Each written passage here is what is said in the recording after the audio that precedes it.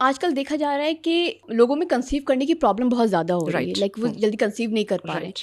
तो अपनी लाइफस्टाइल में क्या क्या चेंजेस कर सकते हैं जिससे वो फर्टिलिटी मेंटेन कर सके? राइट ये बहुत ही आपने बहुत ही इम्पॉर्टेंट क्वेश्चन पूछा है, बहुत ही इम्पॉर्टेंट क्वेश्चन है इन द सेंस कि आजकल जो हम पहले इंसिडेंट्स देखते थे 15% 20% केसेस में सब फर्टिलिटी का या इनफर्टिलिटी का, अब वही 40 to 50% हो गया है. Almost half of the population is having issues concerns because of these things. तो ये हमारे लिए जानना बहुत ज़रूरी है कि ये इसके रीजंस क्या हैं. तो बहुत सी चीज़ें हैं आजकल, बच्चों के साथ, गर्ल्स के साथ, करियर है, स्कूल है, एजुकेशन है, सो they get married 30 years 35 years. So this is one thing we have to understand that fertility का जो है परसेंटेज जो है हर साल धीरे धीरे कम होता है, and after the age of 30 ये और ज़्यादा कम होना शुरू हो जाता है. It is approximately 2.5% per year.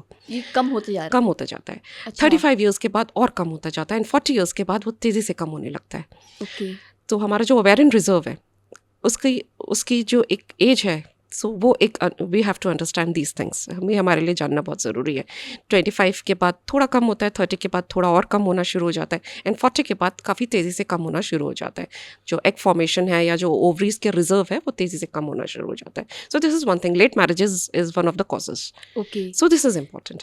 Another is smoking है, ड्रिंकिंग है, अल्कोहल इंटेक है, जो कि बहुत यंग एज से जो हमारे जो यंगस्टर्स हैं, they start all these things at a young age.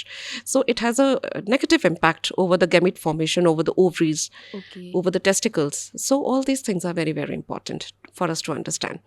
Lifestyle modifications are very much required. Sedentary lifestyles हैं, obesity है, right?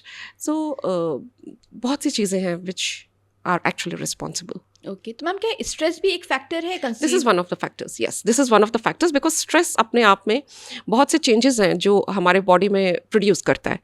So in that case this is important कि कुछ हार्मोन्स का लेवल जो है वो स्ट्रेस कंडीशंस में तेज़ी से बॉडी के अंदर इंक्रीज होने लगता है.